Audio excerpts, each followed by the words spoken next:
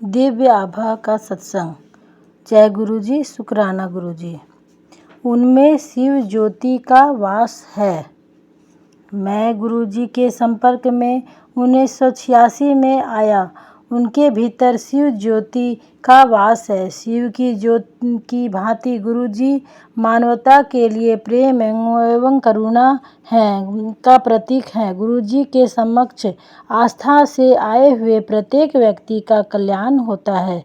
पूजनीय गुरु जी अपने अनुयायियों को परमात्मा का संदेश देते हैं। उनके अनुसार ईश्वर एक है। मनुष्य की जाति, रंग, भेद, धर्म आदि का कोई महत्व नहीं है। सब एक समान है। सब उसी एक देव परिवार के सदस्य हैं।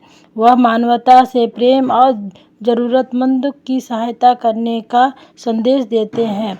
उनमें दिव्य शक्तियाँ हैं और वह सर्वज्ञाता हैं। उनके भूत, वर्तमान और भविष्य सबका ज्ञान है।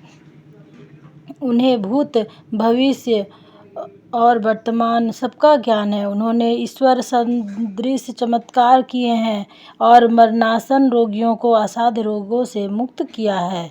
सर्वोच्च कृपा। मुझे अनेक बार गुरु कृपा का सौभाग्य मिला।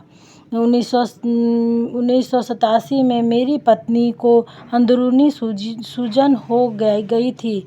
असाध्य रोकने के लिए चिकित्सकों ने तुरंत शल्य क्रिया का सुझाव दिया। हम शल्य क्रिया की सफलता के लिए गुरुजी के पास पहुंचे और उन्हें रोग एवं चिकित्सकों के परामर्श के बारे में बताया। गुरुजी ने उसे अमृत देकर कहा कि शल्य क्रिया की कोई आवश्यकता नहीं है। गुरुजी में निष्ठा होने के कारण हमने शल्य क्रिया नहीं करवाई। 2 वर्षों के उपरांत एक दिन मेरी पत्नी को बहुत पेट दर्द हुआ।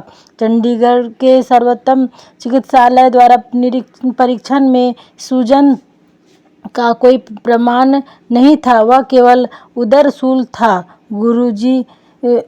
गुरुजी 2 स्थानों पर एक साथ। जय गुरु जी, शुक्राना गुरु जी।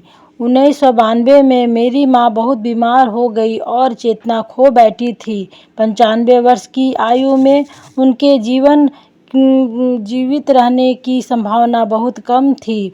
28 अप्रैल को जब मैं अपनी माँ के कष्टों को नहीं देख पा रहा था, मैंने मन ही मन गुरु जी से, जो इस समय जालंधर में थे, आकर उनको शांति देने के लिए प्रार्थना की। उस समय सांझ के 6:30 बज रहे थे।